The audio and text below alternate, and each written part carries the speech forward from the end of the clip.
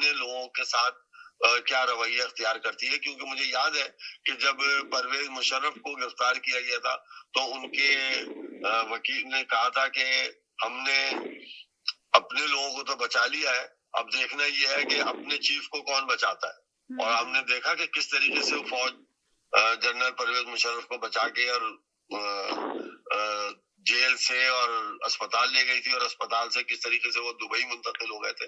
तो अब फौज में जो जनरल फैज के हवाले से क्या होता है, उनका अपना मुस्तकबिल, क्योंकि इसके फैसला जो है बड़ा फौज की कारकर्दगी भी बहुत असरअंदाज होगा और फौजियों के ऊपर बड़ा असरअंदाज होगा। तो ये फैसला कोई आम फैसला नहीं होगा, इसके दूरदर्श नताइज हो सकते हैं। आपने देखिए कितना अच्छी बात मेंशन की कि ये देखिए फैसला कोई आसान नहीं होगा फौज के लिए। और चौधरी साहब ने तो सजा भी सुना दी, सब कुछ सुना दिया, उन्होंने तो पूरा नतीजा आके रिजल्ट आपको बता दिया कि ये होगा। ये देखिए कितना फर्क है तज्जिए के अंदर। मैं सिर्फ ये बताना चाह रही हूँ कि देखिए दोनों के तज्जिए में कितना फर्क है। एक चौधरी साहब का तजिया सुन लें और एक जादी भाई का तजिया सुन लें कि जिसमें कोई लॉजिक नजर आ रही है, और चौधरी साहब के तजिए के अंदर आपको कोई लॉजिक नजर नहीं आ रही थी। जैदी भाई के तजिए में देखे, मैंने अरशद साहब को याद किया, अरशद साहब आ गए। जी हेलो जी। मैं एग्री करता हूँ इनसे। जी जी अरशद साहब। एक बहुत बड़ा इसमें जो फौज में होगा वो ये होगा, हेलो अफसरों को भी और है को जी समीरा बोल जो साहब बोल कानून कंप्लीट कर लें।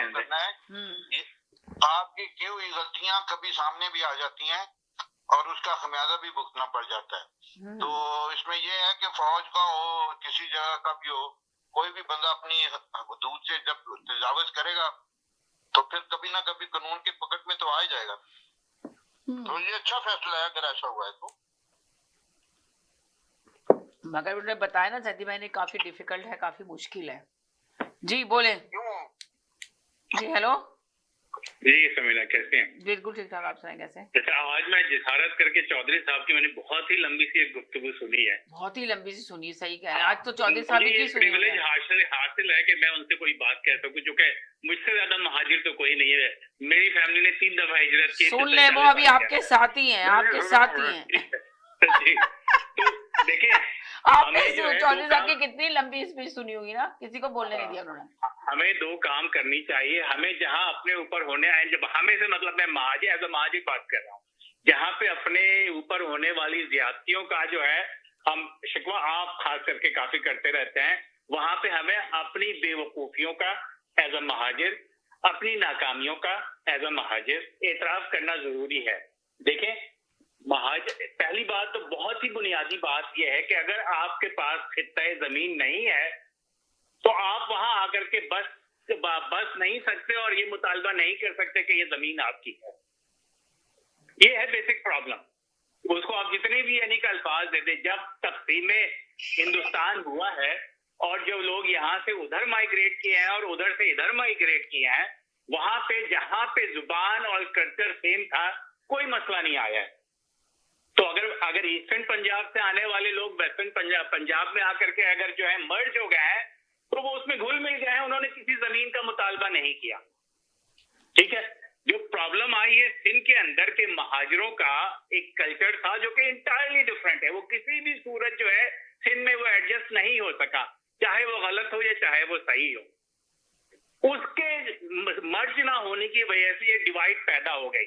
चले ये डिवाइड पैदा हो गई, आपके पास एक ऐसा सूबा था जो एक ऐसा शहर है महाजरों के पास जो कि इकोनॉमिक तौर पे हमेशा से पाकिस्तान का दिल रहा है। जब भी आपको ताकत मिली है, आपसे मतलब महाजिर के जो नुमाइंदे बन गए थे खुद से, उन्होंने महाजिरों के लिए खास कुछ नहीं किया। हमें नहीं पता कि केडीए में क्या होता रहा है, हमें नहीं पता कि केएमसी में क्या होता रहा है, हम तो वहां रह चुके हैं। कैसा ऐसा ही तो ये जो मुतालबा है महाजिरों का, ये गलत है, ये हो नहीं सकता। भाई अगर आपने जमीन छीननी है किसी से, ये फिर वही बात है जो कि इमरान खान और मैं फौज के लिए कहता हूँ कि म्यूटनी है। आप फिर जाकर के जो है इनकलाब लेकर के आए, आप जंग लड़े उस जमीन के लिए। तो जब जंग लड़ने का मौका आया तो आप तो भत्ता लेने में लग गए, यानी मैं भत्ता लेने में लग गया ऐसा महाजिर। और आपका जो है जब भी पीपल्स पार्टी